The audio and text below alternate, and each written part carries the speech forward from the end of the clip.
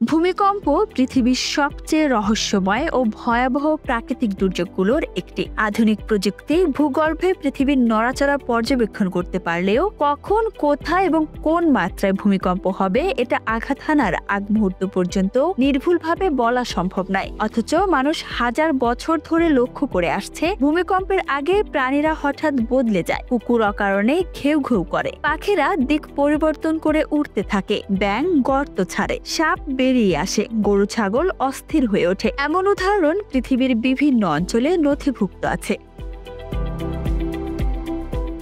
প্রাচীন চীনে শত শত বছর ধরে বিশ্বাস করা হয় বড় ভূমিকম্পের আগে সাপ, ইঁদুর গর্ত ছেড়ে বেরিয়ে যায় এবং এটিকে একটি প্রাকৃতিক সতর্কবার্তা হিসেবে দেখা হতো। আধুনিক ইতিহাসে অন্যতম আলোচিত ঘটনা চীনের হাইচেং ভূমিকম্প। 1975 সালে ওই অঞ্চলে বড় ভূমিকম্প আঘাত হানার কয়েক ঘন্টা আগে বিভিন্ন প্রাণীর আচরণ অস্বাভাবিক হয়ে ওঠে। এই তথ্যকে গুরুত্ব দিয়ে প্রশাসন মানুষকে নিরাপদ স্থানে সরিয়ে নেয় এবং পরে ভয়াবহ ভূমিকম্প হলেও প্রাণহানি তুলনামূলক কম হয়। যদিও বিজ্ঞানীরা এটিকে ব্যতিক্রমী ঘটনা হিসেবে দেখেন, তবুও ঘটনাটি বিশ্বজুড়ে বিতর্ক ও গবেষণার জন্ম দেয়।